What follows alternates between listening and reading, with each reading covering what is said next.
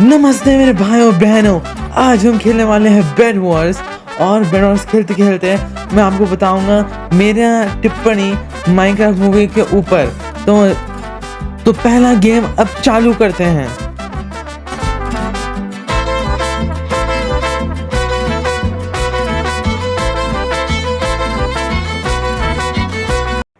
तो गाइस, अभी लेटेस्ट में जो माइनक्राफ्ट मूवी अभी रिलीज़ हुआ है, मैं उसके बारे में आज बात करूंगा, क्योंकि आपको शायद मैं अभी बताने जा रहा हूँ, मुझे ये माइनक्राफ्ट मूवी पसंद नहीं आया। मस्त जोक मारा रे, ये हंस रे हलकट हंस। हाँ, मैं सच में मैं कह रहा हूँ, मुझे पसंद नहीं आया।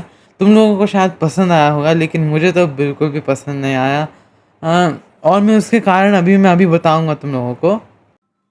मुझे लगता है कि जो माइनक्राफ्ट मूवी जो था, उसका जो स्टोरी था वो बहुत ही एकदम अगर मैं 10 मार्क्स दूंगा तो उसमें से सिर्फ 2 मार्क्स मिलेंगे स्टोरी को।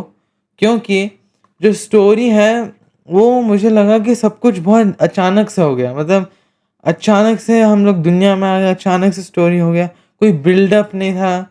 और जैसे हर एक स्टोरी के अंदर होता है एक हैप्पी एंडिंग, है ना, उसमें कुछ ओरिजिनल नहीं था। मतलब मैं बेसिकली ये कह रहा हूँ कि ये जो माइनक्राफ्ट मूवी का जो स्टोरी था वो ओरिजिनल नहीं था। वो बस एक जल्दीबाजी में एक कोई सा स्टोरी लिखना है तो लिख दिया। और दूसरा कारण मैं ये कहूँगा कि जो माइनक्राफ्ट मूवी था, ये बस मूवी बताने के लिए, मतलब कि ये बस ये एक मूवी है। मतलब माइनक्राफ्ट का एक मूवी होना चाहिए, तो इसलिए ये मूवी है। इसका कोई ओरिजिनल कंटेंट नहीं है, मतलब ओरिजिनल स्टोरी नहीं है। इससे ज़्यादा अच्छा हमारे एनिमेटर्स जो एनिमेशन करते हैं, स्क्वाड मीडिया के जो एनिमेशन है, एलिमेंट एनिमेशन के जो लोग हैं, वो ज़्यादा बेहतर स्टोरी बनाते हैं माइनक्राफ्ट मूवी से कंपेयर करो तो। मेरे मेरे ओपिनियन में ये थोड़ी ना कोई हैरी पॉटर क्या 7 बुक्स का एक पूरा सीरीज़ है। ये द माइनक्राफ्ट मूवी है। तुम द माइनक्राफ्ट मूवी से क्या ही एक्सपेक्ट कर सकते हो, जो भी एक सही बात है। इसलिए मुझे ज़्यादा वो नहीं होना चाहिए, एक्सपेक्टेशन नहीं लेना चाहिए था। लेकिन फिर भी मुझे उतना पसंद नहीं आया, तो इसलिए मैंने एक खुद से एक स्टोरी बनाया है जो मतलब थोड़ा-सा इंटरेस्टिंग रहेगा। अब मैं तुमको ऑलरेडी वार्न कर रहा हूँ, ये जो स्टोरी मैंने बनाया है, ये मैंने 2 मिनट में बनाया है, अभी क्या अभी लिटरली। और मतलब ये माइनक्राफ्ट मूवी से, मैं ये नहीं कह रहा कि ये माइनक्राफ्ट मूवी से बेहतर है।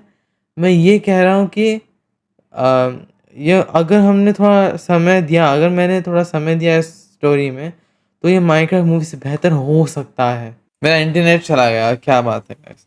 ये मूवी ओके, मैंने 2 मिनट में बिस्तर में लेटे-लेटे जो बनाया है, वो शायद एक मूवी प्रोडक्शन से उतना अच्छा नहीं, उससे ज़्यादा अच्छा नहीं होगा। लेकिन मैंने जो बनाया है, मुझे लगता है कि जो उन्होंने बनाया है, मूवी में जो बताया है, उससे ज़्यादा इंटरेस्टिंग है। वार्निंग, जो मैं अभी कहानी मैंने जो बनाया है वो थोड़ा-सा डरावना है, तो अगर आपको डरावनी चीज़ें थोड़ी नहीं पसंद, तो तुम अभी वीडियो को क्लिक ऑफ कर सकते हो, क्योंकि मैंने मेरा माइनक्राफ्ट के मूवी के ऊपर बता दिया है। तो हाँ, वो उस कहानी के लिए एक कॉन्टेक्स्ट भी मैंने बनाया है, ठीक है? अब मैं तुमको आपको पूरा बताता हूँ इसके बारे में। तो देखो, आज आपको स्क्रीन पे अभी दिख रहा होगा, स्क्रीन पे अभी एक स्क्रीनशॉट एक कुछ दिख रहा होगा, तो आप इसमें देख सकते हैं। आज मैं पूरा पढ़ूँगा नहीं, लेकिन एक पूरा नहीं पढ़ूँगा, लेकिन आपको एक जिस्ट में बताता हूँ।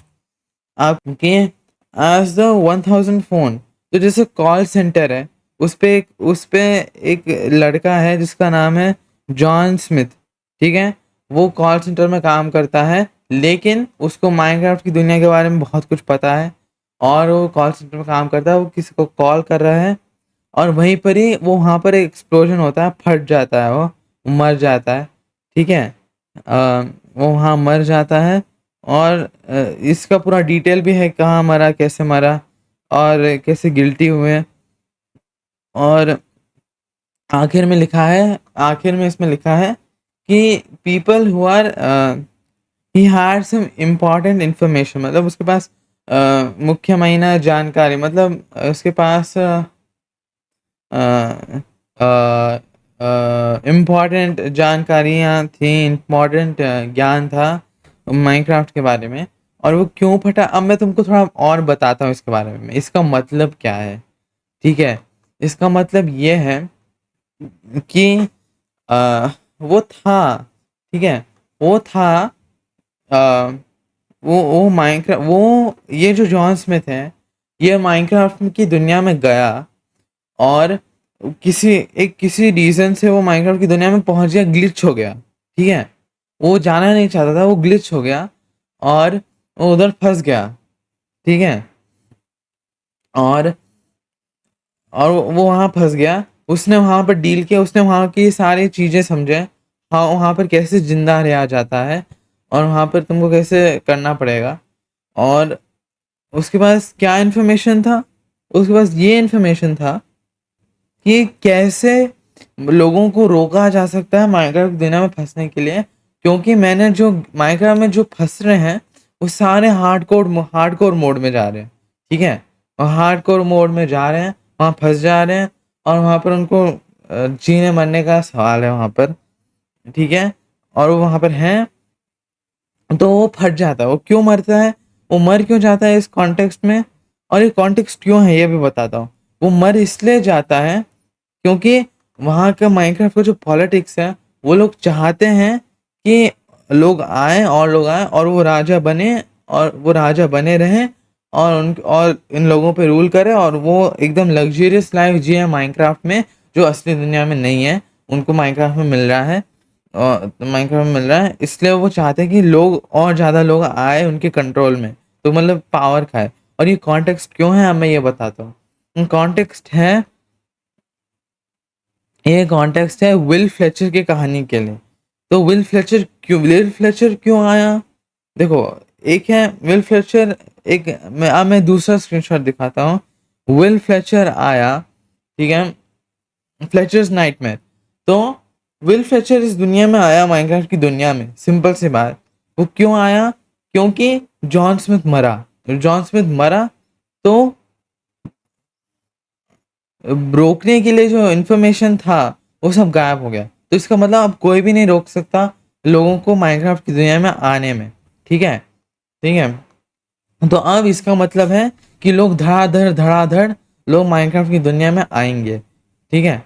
और सब, और जो राजा है माइनक्राफ्ट के अंदर, जो राजा है बने बैठे हैं, वो सब उनका एक्सप्लॉइट करेंगे, उनका शोषण करेंगे, ठीक है? तो तो फिर तो विल फ्लेचर इसलिए आया दुनिया में क्योंकि वो मर गया, जॉन स्मिथ मर गया, है ना?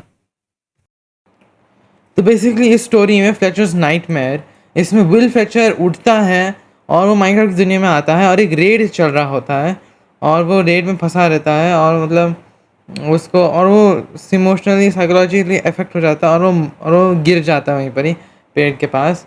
और ऐसा है बेसिकली, अगर मैं बताऊँ तो।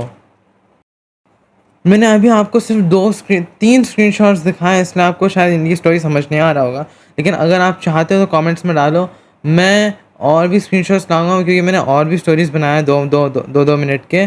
तो हाँ, उससे आपको समझ आएगा कहानी क्या है। मैं अभी नहीं बता रहा क्योंकि अभी मेरे पास इतना टाइम नहीं है एडिटिंग करने में, तो इसलिए हाँ। और मेरे हिसाब से ये माइनक्राफ्ट मूवी का जो कहानी है उससे बेहतर है, मैं कहूँगा उससे बेहतर है।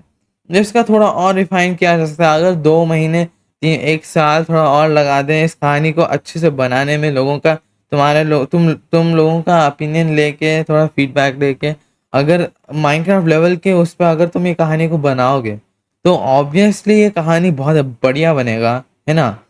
मतलब अगर मुझे माइनक्राफ्ट के जितना पावर, फेम और वो सब मिल जाए, और मैं मेरे पास एक कहानी है, इस कहानी को रिफाइन करूं और 1 साल तक और तुम लोगों का फीडबैक लूं, तो ऑब्वियसली एक बहुत बढ़िया कहानी जो माइनक्राफ्ट मूवी से बेहतर है वो कहानी बनेगा ना। ये माइनक्राफ्ट मूवी में कुछ कहानी ही नहीं था, मैं बेसिकली ये कह रहा हूँ, कोई कहानी ही नहीं था। एक अच्छा कहानी होना चाहिए, एक अच्छा कुछ इंटरेस्टिंग होना चाहिए उसमें, जो हमको कुछ ओरिजिनल इंटरेस्टिंग, है ना?